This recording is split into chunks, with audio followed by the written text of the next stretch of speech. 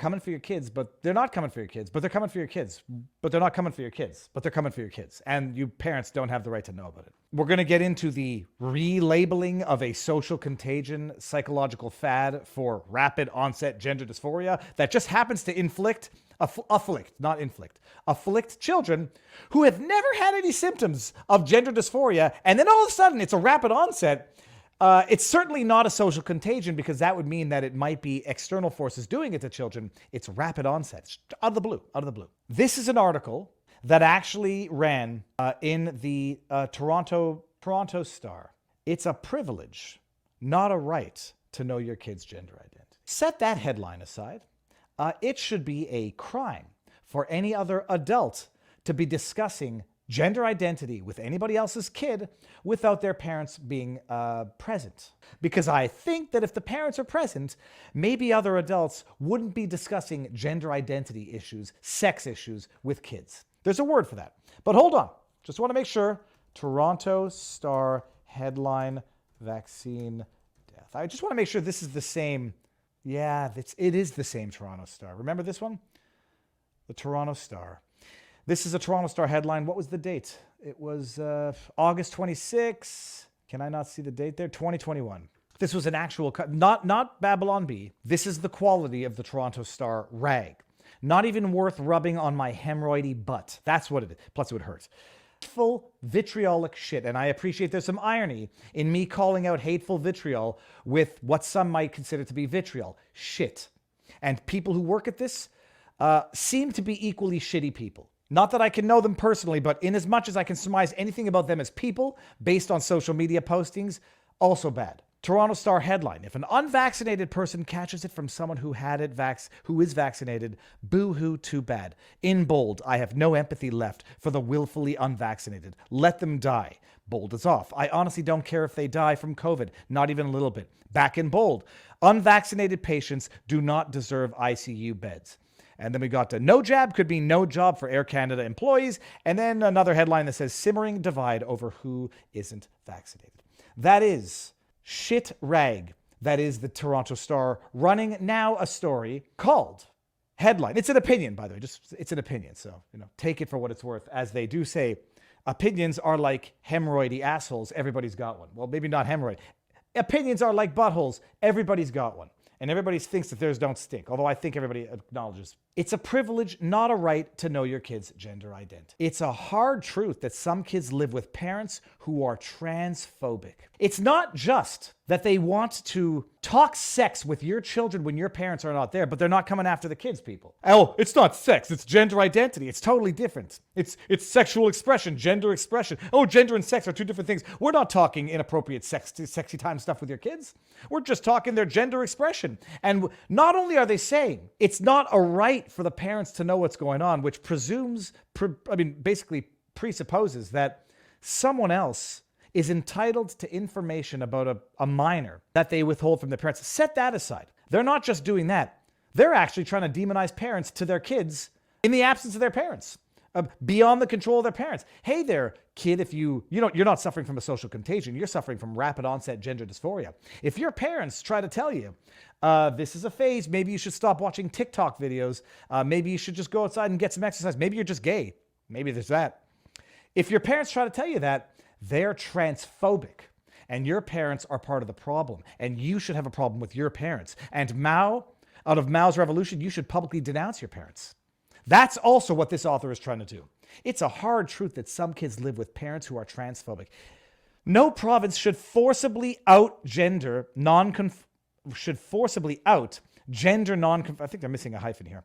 No province should forcibly out gender non-conforming kids to these parents. The province should keep secrets from a kid from his parents or her parents.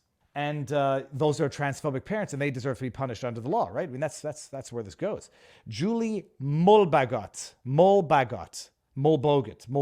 know what that is. And just so you know, this is her kid. She's just using her kid for the most divisive political purposes. Imagine you could write this entire article without using your kid as a tool, but they're not coming after the kids. My son Zach is transgender. What date is this article? September 10th, 2023. Yesterday. Just remember the date for the timeline here.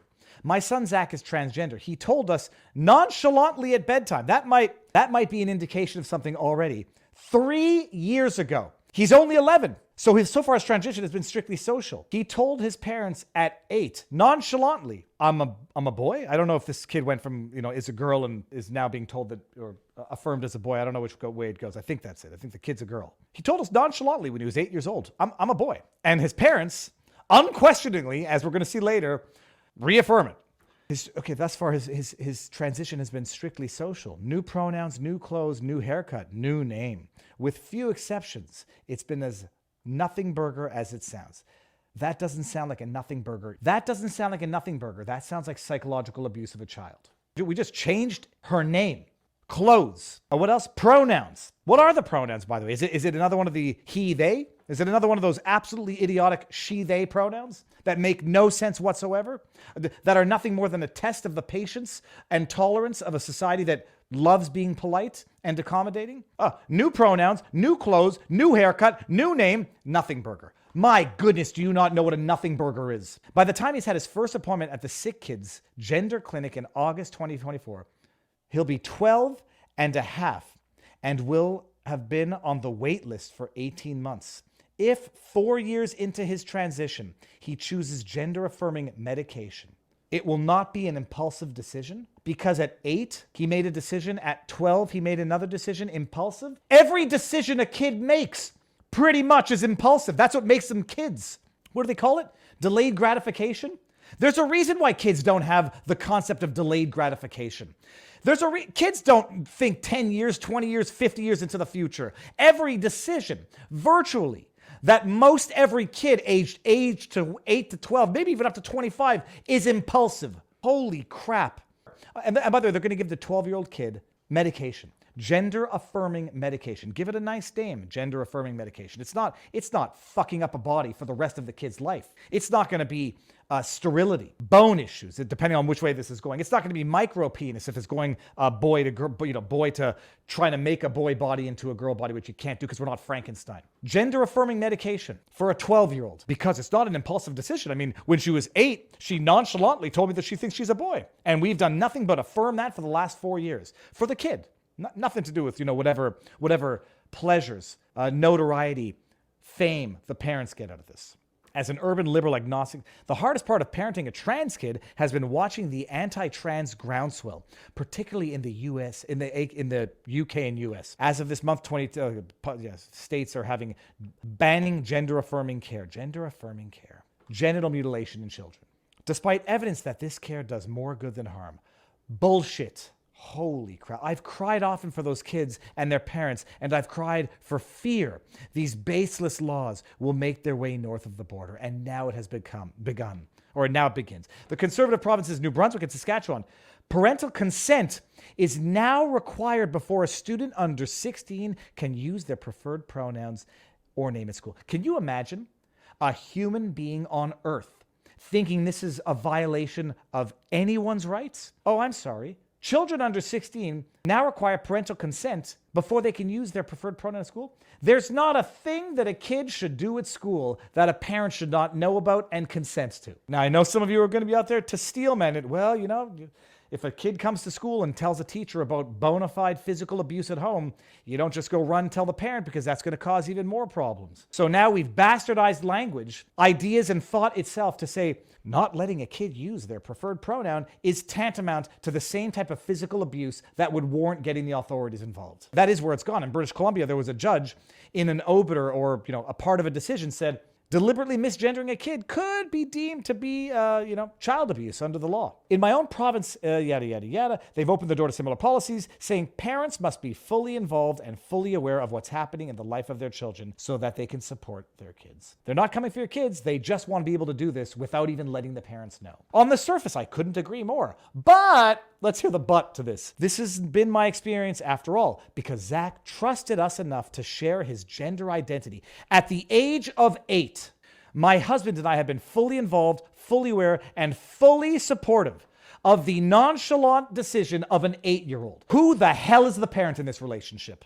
We were the ones, not Zach, to have the conversations with the school about changing his pronouns. Oh, that sounds very interesting. We were the ones, not Zach, going to school to change his pronouns. Not because it was our right to do so, but because we earned the privilege of Zach's true self. But not all kids have the luxury of an LGBTQ plus tolerant home. According to the yada, yada, yada. Fewer than 1 in 3 transgender or non-binary youth find their home to be gender affirming. If a 13-year-old comes in and wants gender affirming medication and a parent says, hell no, now they live in one of these non-gender affirming homes. Here in Canada, hate crimes targeting people for their sexual orientation rose by 60%. Oh, I'd love to see how they break that down. It's a hard truth that some kids live with parents who are homophobic and transphobic. Oh my God. No province should be making policies to forcibly out gender non-conforming kids to their parents. If you truly are the sort of parent to support your kid's gender identity, you don't need policy to codify your right to do so.